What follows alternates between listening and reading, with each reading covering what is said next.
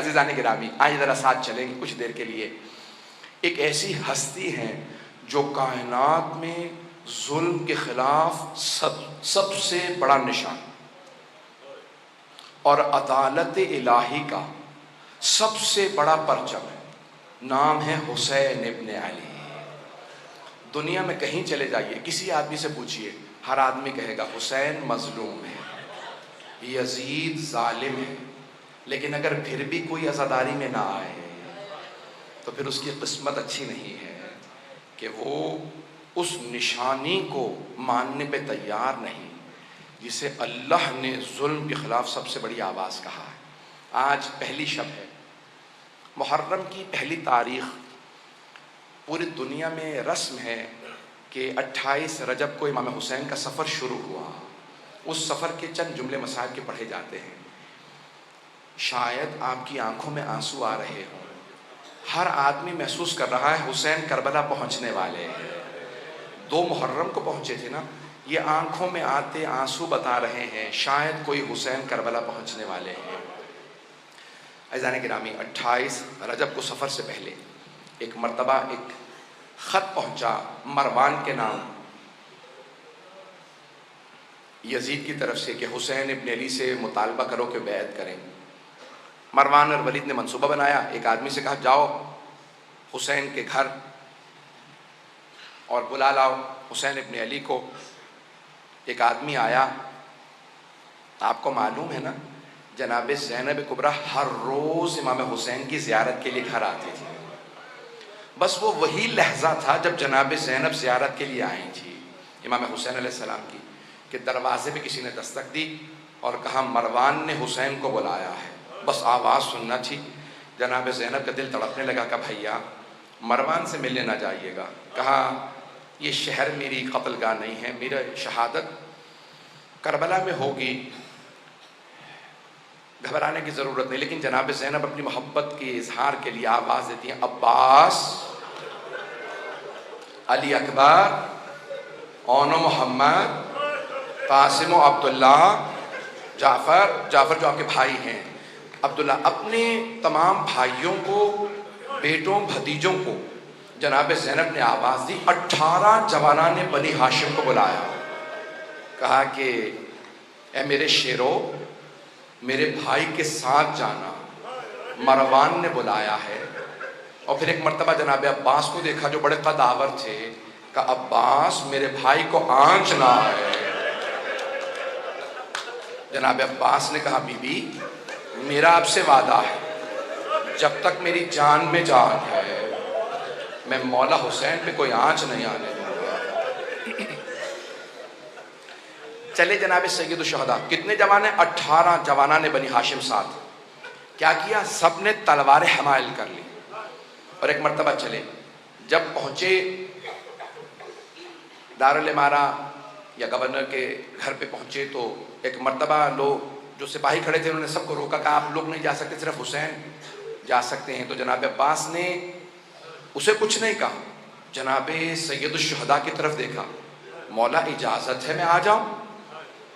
مولا حسین نے کہا نہیں عباس یہیں رک جائیے. اے میرے شیر, اگر میری آواز بلند ہو تو آ جائیے گا. جناب سید الشہداء اندر تشریف لے گئے. مروان نے کہا کہ شام سے بری خبر آئی ہے, مسلمانوں کے خلیفہ معاویہ مر گئے ہیں اور نیا خلیفہ یزید ہے. نئے خلیفہ نے آپ سے بیعت کا مطالبہ کیا, آپ بیعت کیجیے. سید الشہداء نے کہا میں بیعت نہیں کروں گا. تو کہا کہ آپ کو بیعت کرنا ہوگی. مولا نے کہا اگر یہ کوئی اچھی بات ہے تو دروازے بند کر کے کیوں پوچھ رہا ہے؟ کل مسجد نبوی میں سارے مجمع کے سامنے سوال کرنا, میں وہیں جواب دوں گا. ایک مرتبہ ولید نے ہاتھ سے اشارہ کیا کہ یہیں گردن اتار لو, حسین اکیلے. ایک مرتبہ سید الشہداء کو جلال آیا. کہا یبن الزرقاء, او نیلگوں نین رکھنے والی عورت کے بیٹے. اس کی ماں بدکارہ تھی. امام نے اس کی ماں کا نام لے کے کہا انت تقتلنی ام ہوا, تو میرا قتل کرے گا یا یہ میرا قتل کرے گا؟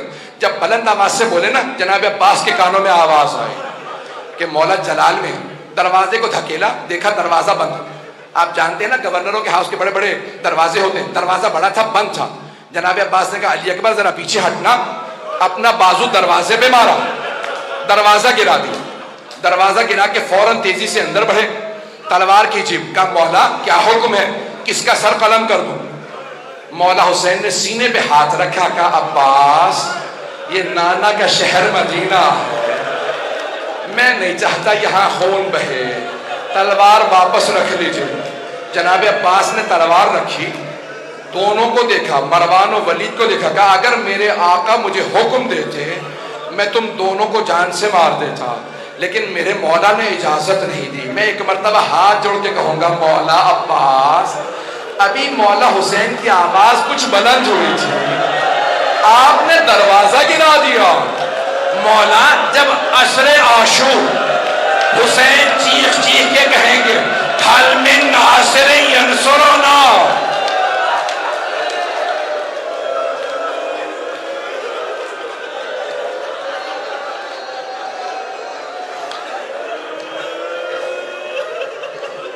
جب عصر میں آواز بلند ہوگی، اے غازی عباس اس وقت کیا کیجئے گا؟ بعض مورخین نے، بعض مقتل نویسوں نے یہ جملہ لکھا ہے، جب امام حسین نے کہا نا حل من ناصر ینصرنا، تو فرات کے کنارے ایک لاشا تڑپنے لگا، اجرکم اللہ اجرکم اللہ۔ بس بھئی میں بھی پڑھوں گا۔ ایک مرتبہ جناب سید الشہداء واپس آئے، گھر میں واپس آنے کے بعد ایک مرتبہ ایک فہرست بنائی، کہا عباس میں نے فہرست میں نام لکھ دیے کون کون ساتھ جائے گا، عباس سب مردوں کو بتا دو کون کون ساتھ جائے گا، مستورات کو میں بتاؤں گا۔ جناب عباس صلی اللہ علیہ وسلم نے فہرست پڑھنا شروع کی، نام بتانا شروع کی، کہا علی اکبر آپ کا نام بھی ہے، قاسم آپ کا نام بھی ہے، کہا جعفر آپ کا نام بھی، اپنے بھائی سے کہا عبداللہ آپ کا نام بھی ہے، پھر کہا اون و محمد تم دونوں کے نام بھی ہیں، سب کو بتاتے رہے۔ اب ایک مرتبہ ایک چھوٹے بچے کا نام آیا، وہ بچہ کسی بی بی کے ہاتھ میں تھا، علماء نام بتاتے ہیں فاطمہ صغریٰ، آپ جانتے ہیں بچوں کو بتایا نہیں جا سکتا کہ آپ کا نام بھی ہے، تو جانتے ہیں جناب عباس نے کیا کیا؟ آئے جناب فاطمہ صغریٰ کے پاس، کہا بی بی اس بچے کا نام بھی ہے، اس بچے کا نام بھی ہے، یہ بھی کربلا ساتھ جائے گا، اجرکم اللہ۔ بعض علماء نے یہ بھی لکھا ہے نا کہ بی بی بیمار تھی فاطمہ علیلہ، اکثر عرب کے جو مقتل نویس ہیں وہ کہتے ہیں کہ جناب فاطمہ صغریٰ وہ جو بیمار بچی تھی، تو انہوں نے جناب سید الشہداء سے کہا بابا آپ مجھے ساتھ نہیں لے جا رہے، بابا علی اصغر کو میرے پاس چھوڑ جائیے، میں اسے کھلاتی رہوں گی، میرا دل بہلا رہے گا، جب بھی مجھے آپ یاد آیا کریں گے بابا میں علی اصغر کو دیکھ لیا کروں گی، میں علی اصغر کو کھلاؤں گی۔ اب جناب سید الشہداء نے جناب فاطمہ صغریٰ سے کچھ نہیں کہا، جناب علی اصغر کو آغوش میں لیا، کان میں کچھ کہا، نہ جانے کیا کہا، جناب علی اصغر مولا کی آغوش میں آ گئے، کسی کے پاس نہیں جا رہے تھے، مولا کے پاس آ گئے۔ میرا دل کہتا ہے مولا حسین نے کہا ہوگا علی اصغر اگر آپ کربلا نہیں جائیں گے تو حرملہ کا تیر کون کھائے گا؟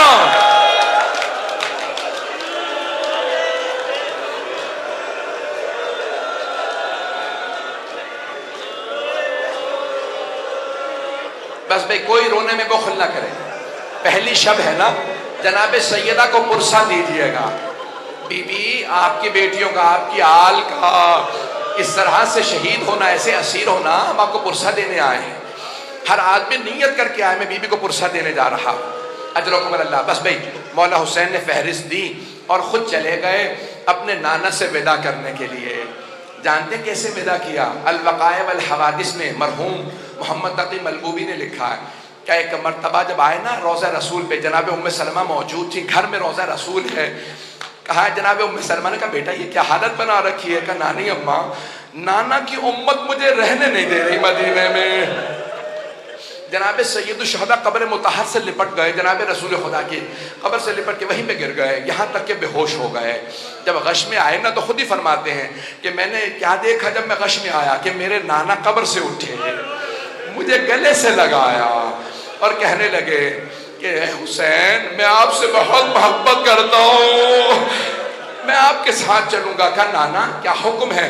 کہا ان اللہ شاء ان یراک قتیلا، مشیت پروردگار یہی ہے کہ آپ کی شہادت ہوگی۔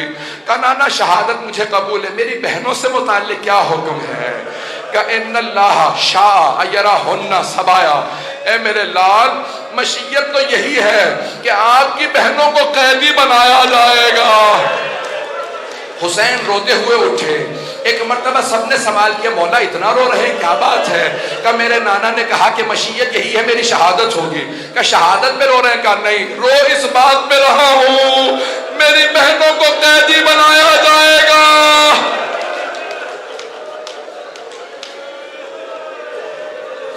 میری بہنوں کو قیدی بنایا جائے گا۔ اجرکم اللہ۔ بس بھئی جناب سید الشہداء ایک مرتبہ گئے، کہاں؟ اپنی ماں جناب سیدہ کے قبر پہ گئے۔ علماء کہتے ہیں جیسے ایک بچہ ماں سے لپٹ کے روتا ہے، مولا حسین ویسے قبر سے لپٹ گئے اور بلند آواز سے رو رو کے کہنے لگے اماں میں کربلا جا رہا ہوں، اماں میں کربلا جا رہا ہوں۔ ایک مرتبہ محسوس ہوا قبر سے کچھ اٹھ رہا ہے، ایک بی بی اٹھی ہوگی، سینے سے لگا کے کہا ہوگا میرے لال آپ تنہا نہیں جائیں گے، میں ساتھ جاؤں گی، میں شب عاشور اپنے بالوں سے آپ کے مقتل کو صاف کروں گی، میرے لال جب آپ زلجنا سے زمین پہ آئیں گے میں برقعے کا دامن پھیلاؤں گی، میں آپ کے سر کو اپنے برقعے کے دامن میں لوں گی، میرے لال میں کربلا ساتھ جاؤں گی۔ اٹھے جناب سید الشہداء، بس بھئی 2 سے 4 منٹ 5 منٹ کی زحمت اور دوں گا۔ اٹھے جناب سید الشہداء، ایک مرتبہ گھر آئے اور کہا کہ سب تیار ہو جائیں، 28 رجب ہے۔ جناب سید الشہداء نے مسند بچھائی، جناب عباس سے کہا کہ پانی مشکیزوں میں بھر لو۔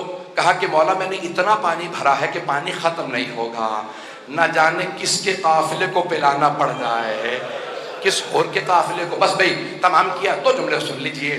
ایک مرتبہ سید الشہداء نے مسند بچھائی، بیٹھ گئے۔ کہا عباس عماریاں سجا دی جائیں، کجاوے ہوں، اور ایک مرتبہ اچھے اچھے کپڑوں کے اندر، مجھے نہیں معلوم مخمل تھا مختلف، علماء کہتے ہیں بڑے ہی سجائے ہوئے عماریوں کو جناب عباس لے کے آئے۔ کیوں؟ علی کی بیٹیاں جا رہے ہیں، عماریاں سجائی ہوئی ہیں، کہ عماریاں لے کے آتے رہنا، بیویوں کو ایک ایک مرتبہ سب کو سوار کرا دیا جائے۔ میں نے سارے مصائب چھوڑ دیے۔ ایک مرتبہ سید الشہداء مسند بچھائے بیٹھے ہیں، آواز دی، ایک کنیز سے کہا کہ سب کو بیویوں کو بلاتے رہنا، آواز دی کہ حسن مجتبیٰ کی بیوہ آ رہی ہیں۔ مولا حسین نے آواز دی قاسم ماں کو سوار کرا دو۔ جناب عبداللہ، جناب قاسم و عبداللہ، ایک نے اپنا گھٹنا زمین پہ رکھا، دوسرے نے عماری کا پردہ ہٹایا، بازو تھاما، ماں کو سوار کرا دیا۔ سارے میں نے مسائب چھوڑ دیے۔ سنے گے جملہ؟ ایک مرتبہ کسی نے کہا لیلا آ رہی ہے، مولا حسین نے کہا علی اکبر ماں کو سوار کرا دو۔ جناب علی اکبر نے ماں کا بازو تھاما، نہ جانے ماں کے کلیجے پہ کیا بیچ رہی ہوگی، عماری کا پردہ ہٹایا، ماں کو عماری پہ سوار کرا دیا۔ اتنے میں آواز آئی علی کی بیٹی ام کلثوم آ رہی ہے۔ مولا حسین نے آواز دی عباس بہن کو سوار کراؤ، علی اکبر عماری کا پردہ ہٹاؤ، قاسم گھٹنا زمین پہ رکھو، اونو محمد سب سے کہو سایہ کر دے۔ جناب ام کلثوم آئی، اتنے میں آواز آئی علی کی بیٹی زینب کبریٰ تشریف لا رہی ہے۔ راوی عبداللہ ابن سنان ہے، کہتے ہیں میں نے اپنی آنکھوں سے دیکھا حسین مسند سے کھڑے ہو گئے، سارے جوانوں نے سایہ بنا، جیسے ہی جناب زینب آئی، جناب عباس نے کہا بی بی میں آپ کو سوار کرا دوں، جیسے ہی بازو تھاما کہا عباس رک جاؤ، آج میں بھیا آپ سے سوار نہیں ہونا چاہتی۔ جناب علی اکبر نے کہا پھوپھی اماں میں سوار کرا دوں گا، نہیں علی اکبر۔ ایک مرتبہ اونو محمد آگے بڑھے کہ اماں ہم حاضر ہیں کہ نہیں، رک جاؤ۔ اب جناب سید الشہداء نے خود کہا کہ بہن میں آپ کو سوار کرا دوں، بی بی نے کہا بھیا مجھے معاف کر دیجئے، لیکن آج میں حسین آپ سے بھی سوار نہیں ہوگی۔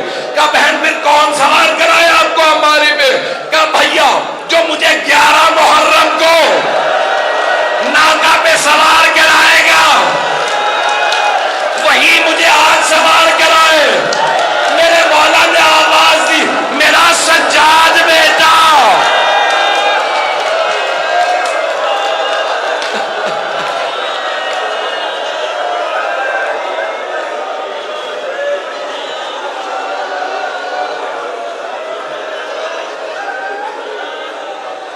अला लानतुल्लाहि अलल कौमिल ज़ालिमीन।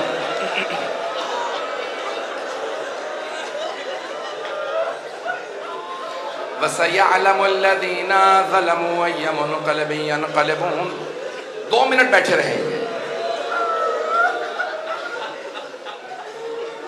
2 वास्ते दूंगा, हाथों को बुलंद कीजिएगा।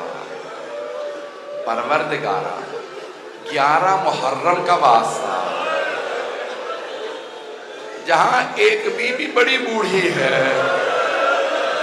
बार बार दोनों हाथ कमर पे रख के कमर सीधी करती हैं, फिर आगे बढ़ती हैं, एक एक बीबी को सवार कराती जाती हैं, यहां तक कि अपनी माँ की कनीज जनाब फिजा को भी सवार करा दिया। लेकिन जब तन्हा रह गई ना तो जनाब ज़ैनब ने एक मर्तबा मौला सज्जाद को देखा। जब मौला सज्जाद को देखा तो देखा गले में तौक है, हाथों में जंजीरें हैं, पाँव में बेड़ियां हैं। तो अब आवाज नहीं दी है सैयद सज्जाद मुझे सवार करा दीजिए। जानते क्या किया? फुरात का रुख किया, बुलंद आवाज से कहा, ऐ मेरे भैया अब्बास, जरा आके देखो बहन कितनी गरीब है।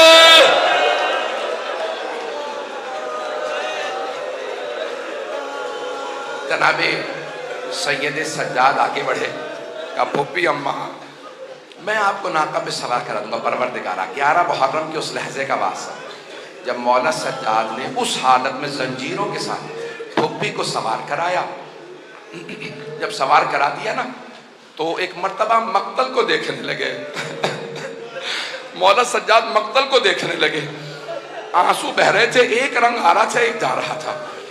अचानक देखा जनाब ज़ैनब नाका से गिर गए। मौला सज्जाद की गैरत ने बर्दाश्त नहीं किया, कहा फूफी अम्मा ये क्या किया आपने, क्यों गिराया अपने आप को नाका से। जनाब ज़ैनब कुबरा ने जुमला कहा बेटा सज्जाद बस एक ही तो मर्द बचा है हमारे साथ, बेटा आपने क्या हालत बना रखी है, आपकी रंगत इतनी सफेद पड़ गई, लगता खून खत्म हो गया, लगता रूह परवाज करने वाली है, ये क्या हालत है।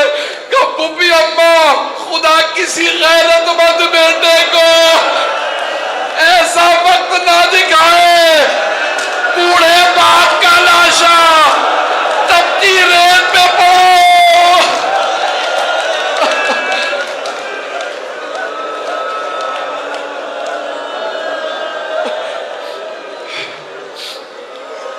फूफी अम्मा जवान जहान बेटा, ताकतवर बेटा, बाप का लाशा।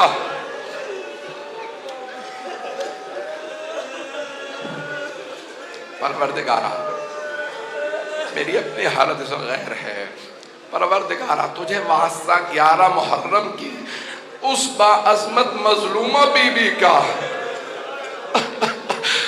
जो सब लाशों को छोड़ के बस सिर्फ एक लाशे से विदा करके जा रही थी। जनाब सैयद शुहदा से सिर्फ विदा करके जा रही थी। परवरदिगारा जब बीबी जाने लगी ना, आपने देखा ऊंट की पुष्ट बड़ी बुलंद होती है, जब बीबी उस ऊंटनी की पुष्ट से जमीन पे देखने लगी तो मक्तल में 2 लाशें नजर आए। बीबी ने कहा ओ मोहम्मद खुदा हाफिज।